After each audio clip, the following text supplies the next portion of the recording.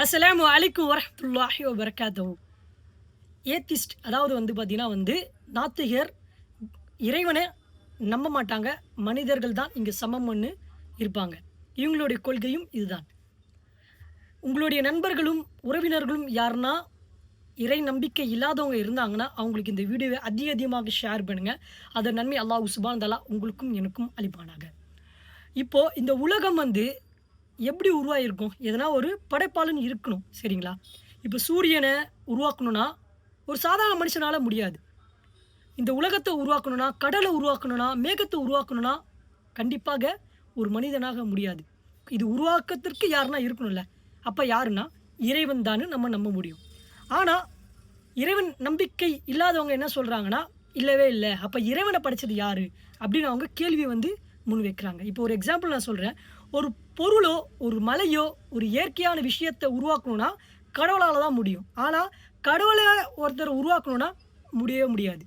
ஏன்? அல்லாஹ் குர்ஆன்ல சொல்றான். குல் அல்லாஹு அஹத், அல்லாஹு ஸமத், லம் யலித் வலம் யூலத் வலம் யக்குல் லஹு குஃபுவன் அஹத்.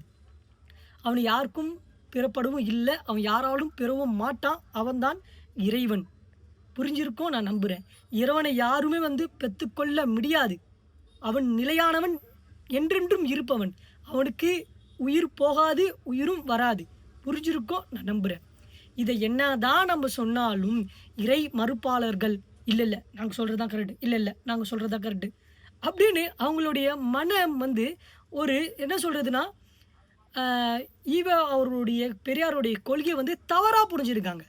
பெரியாரே என்ன சொல்லியிருக்காருன்னா, ஜாதிய ஒழிக்கணும்னா ஒரே ஒரு வழி தான் இருக்கு. இஸ்லாம் மட்டும் தான் இருக்குன்னு சொல்லியிருக்காரு.